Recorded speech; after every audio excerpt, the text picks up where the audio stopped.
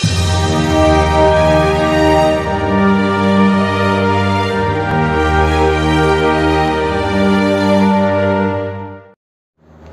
Dear student, स्वागत है आप सभी का बायोलॉजी क्लासेस में। डियर स्टूडेंट, आज हम चर्चा करेंगे पेपर थर्ड की, यानी कि हमारे जो बीएससी पार्ट फर्स्ट ईयर में जूलॉजी जो थर्ड बुक है उसके सेक्शन वाइज ऑल टॉपिक्स की, कि हमें सेक्शन वाइज कौन कौन से टॉपिक यहाँ पे पढ़ने पड़ेंगे। तो पेपर थर्ड को भी 3 सेक्शन में डिवाइड किया गया है। जो सेक्शन ए है and B section and section C. तो थर्ड बुक भी 3 सेक्शन में डिवाइड है, सेक्शन ए, सेक्शन बी और सेक्शन सी में। अब इनके टॉपिक्स की बात करते हैं। तो सबसे पहले सेक्शन ए की बात करें तो सेक्शन ए जो है आपका वो डेवलपमेंट बायोलॉजी का है, जिसमें डेवलपमेंट बायोलॉजी के स्कोप और उसके अर्ली इवेंट्स को रीड करना है। अब बात करें इनके टॉपिक्स की, तो डेवलपमेंट बायोलॉजी में हमें कौन कौन से टॉपिक यहाँ पे पढ़ने हैं। तो सबसे पहला जो टॉपिक आता है हमारा वो आता है हिस्टोलॉजिकल रिव्यू, जिसमें हमें टाइप्स, उसके स्कोप और एम्ब्रियोलॉजी पढ़नी है। यानी कि जो डेवलपमेंट बायोलॉजी है उसका जो प्रारूप है, जो उसके प्रकार होंगे, वो सब हम यहाँ पे डिस्कस करेंगे। साथ ही एम्ब्रियोलॉजी बोलते हैं भ्रूण की, यानी कि जहाँ पे भ्रूण की स्टडी की जाती है, यानी कि भ्रूण से संबंधित स्टडी होती है। देन बात करें नेक्स्ट टॉपिक सेकंड की, तो सेकंड टॉपिक जो हमारा है वो गैमेटोजेनेसिस है। गैमेटोजेनेसिस किसे कहते हैं? गैमेटोजेनेसिस युग्मक जनन कहलाता है, यानी युग्मक के निर्माण की क्रिया को। अब युग्मक 2 प्रकार के होते हैं, एक ओवम होता है, दूसरा स्पर्म होता है। तो यहाँ पे मेल युग्मक स्पर्म कहलाता है और इस प्रक्रिया को स्पर्मेटोजेनेसिस बोलते हैं, जबकि फीमेल ओवम कहलाता है, इसकी प्रोसेस को बोलते हैं oogenesis। तो ये 2 गैमेट्स होते हैं। अब बात करते हैं इसके सब पॉइंट ए की। तो इसका जो सब पॉइंट ए है वो है फॉर्मेशन ऑफ ओवा एंड स्पर्म, यानी कि देखिए गैमेट्स मेल में भी होगा और फीमेल में भी होगा। मेल का गैमेट्स कहलाता है स्पर्म, जबकि फीमेल का गैमेट्स कहलाता है ओवम। तो यहाँ पे हमारे सब पॉइंट 1 में दोनों का ही फॉर्मेशन पूछा है, जैसे कि स्पर्म हो गया और फीमेल का ओवा हो गया। तो फर्स्ट सेकंड बात करते हैं। तो सेकंड जो हमारा सब पॉइंट है ये है विटेलोजेनेसिस, यानी कि जो फीमेल होते हैं उसके ओवम के फॉर्मेशन में जो पीतक का निर्माण होता है, यानी कि जो योग पाया जाता है, ठीक है। तो योग के निर्माण की प्रोसेस को बोलते हैं विटेलोजेनेसिस, यानी कि पीतक जनन। तो सेकंड सब पॉइंट में हमें विटेलोजेनेसिस को पढ़ना है। अब बात करते हैं टॉपिक थर्ड की। जो यहाँ पे टॉपिक थर्ड है ये आपका फर्टिलाइजेशन का है, यानी कि निषेचन का।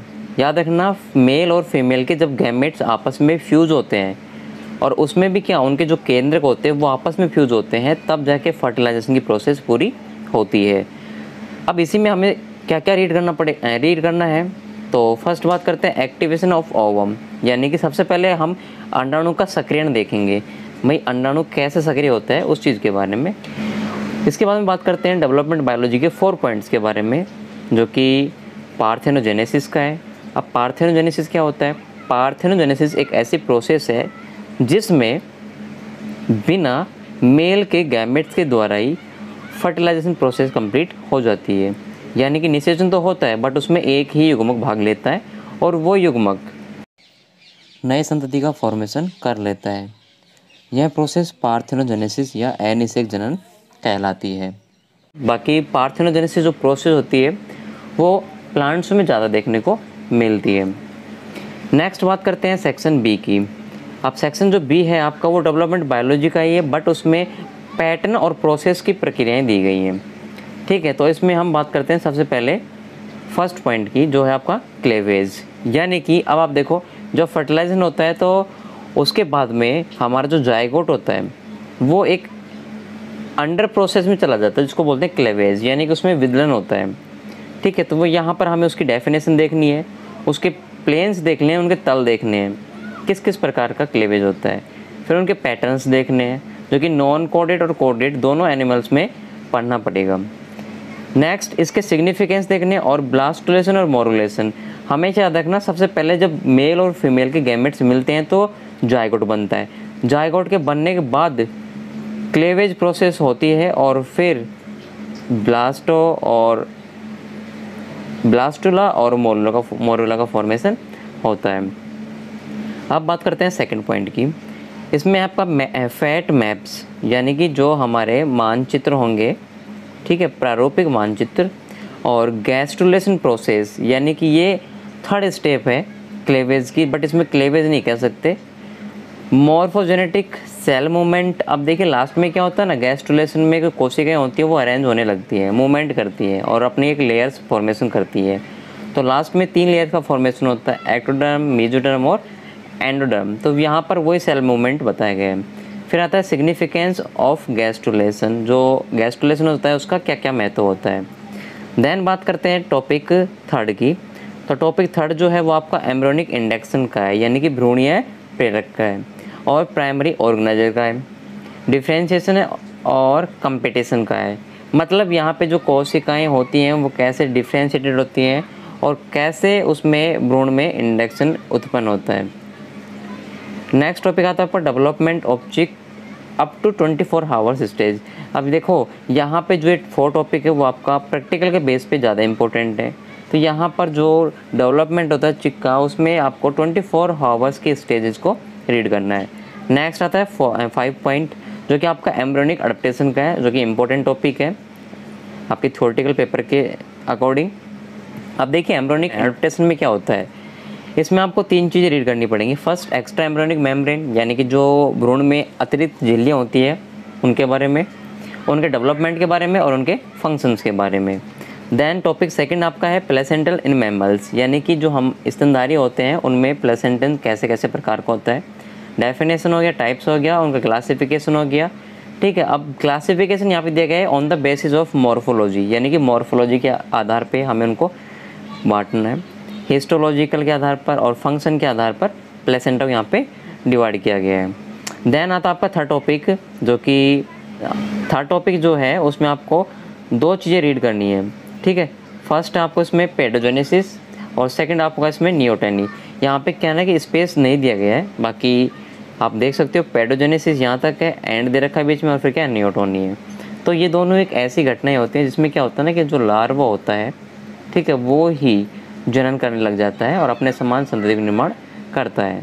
तो दैट इज ए नियोटोनी, चिर भ्रूणता जिसको बोलते हैं, और पीडोजेनेसिस यानी कि सावक जनन। नेक्स्ट बात करते हैं सेक्शन सी की। अब हमें सेक्शन सी में कौन कौन सी चीज़ें रीड करनी है। तो सेक्शन सी जो आपका वो डेवलपमेंट बायोलॉजी का ही है, बट उसमें डायमेंशन दिया गया है, ठीक है, जैसे कि रीजनरेशन हो गया। अब रीजनरेशन क्या होता है, तो रीजनरेशन पुनरुद्भवन को बोलते हैं। जैसे कि अगर कोई भी हमारी सेल्स या हमारा पार्ट्स या हमारा ऑर्गन डैमेज होता है तो लगभग आ जाता है, यानी कि according to animals regeneration power अलग अलग होती है। जैसे कि हम बात करें एम्फीबिया में, तो एम्फीबिया में सब ज़्यादा रीजनरेशन पाया जाता है, ठीक है। जैसे कि रेप्टिला की बात करें तो लिजार्ड होती है, उसकी पूंछ टूट जाती है तो वो वापस से उत्पन्न हो जाती है। तो ऐसी प्रोसेस रीजनरेशन होती है। उसके बाद बात करते हैं सेकंड पॉइंट की, तो various type of stem cell. देखिए स्टेम सेल के बारे में यहाँ पे पूछा गया है कि विभिन्न प्रकार की जो स्टेम सेल होती है, स्तंभ कोशिकाएं, वो और उनके एप्लीकेशन, ये इंपॉर्टेंट टॉपिक है। स्टेम सेल को हम एकदम अच्छे से डिफाइन करेंगे जब हमारा टॉपिक चलेगा। बाकी आप स्टेम सेल इस प्रकार से जान सकते हो कि ये स्टेम सेल होती हैं वो विशिष्ट सेल होती हैं, ये विशिष्ट काम को करती है। थर्ड आता है इसमें क्लोनिंग ऑफ एनिमल्स। देखिए यहाँ पे क्लोनिंग आया, यानी कि nuclear transfer technique, cloning, animal के जैसा हूबहू एनिमल प्राप्त करना क्लोनिंग विधि कहलाती है। तो इसमें एक न्यूक्लियर ट्रांसफर टेक्निक है और दूसरी एम्ब्रियो ट्रांसफ़र। यहाँ पे 2 प्रकार की क्लोनिंग दी गई है, फर्स्ट न्यूक्लियर और सेकंड है एम्ब्रियो ट्रांसफ़र। नेक्स्ट बात करते हैं 4 पॉइंट की, जो है आपका टेरेटोजेनेसिस। टेरेटोजेनेसिस क्या है, टेरेटोजेनेसिस यहाँ पे विरूप जनन है, विरूपता है इसमें, यानी कि जो हमारे अंदर जो कुरूप आते हैं ना, मतलब जो प्रॉपर ह्यूमन बीइंग डेवलप नहीं हो पाता या ह्यूमन प्रॉपर डेवलप नहीं हो पाता या उसमें असंगतियाँ रह जाती हैं, ठीक है। किसी का चेहरा टेढ़ा मेढ़ा रहता है या फिर किसी के हाथ या फिर जो भी मतलब कि अच्छे से डेवलप नहीं हो पाता है, तो उसको बोलते हैं टेरेटोजेनेसिस। नेक्स्ट टॉपिक है बायोलॉजी ऑफ एजिंग, यानी कि यहाँ पर हमारी जीर्णता के बारे में दिया गया है कि कि भाई हमारे आयु कैसे बढ़ती है, तो उसके अकॉर्डिंग हम बूढ़े कैसे होते हैं, वृद्ध कैसे होते हैं, इस प्रकार से। और लास्ट आता आपका सेल डेथ, यानी कि हमेशा याद रखना बॉडी में जितनी भी सेल्स हैं उनकी डेथ कभी ना कभी तो होती है, यानी कि सेल जो है वो डैमेज होती है, तो उसके बारे में यहाँ पे दिया गया है। इसी प्रकार आपका ये जो पेपर 3 है वो कंप्लीट होता है, और इनको हम बाकी डिटेल से एक टॉपिक को आगे रीड करेंगे। तो आई होप आपको ये वीडियो अच्छा लगा होगा, तो प्लीज़ इसे लाइक कीजिए, शेयर कीजिए, और चैनल पे नए हो तो प्लीज़ इसे सब्सक्राइब कीजिए और साथ में बेल आइकन को भी प्रेस कर लीजिए, ताकि आने वाली न्यू वीडियो आपको सबसे पहले प्राप्त हो सके।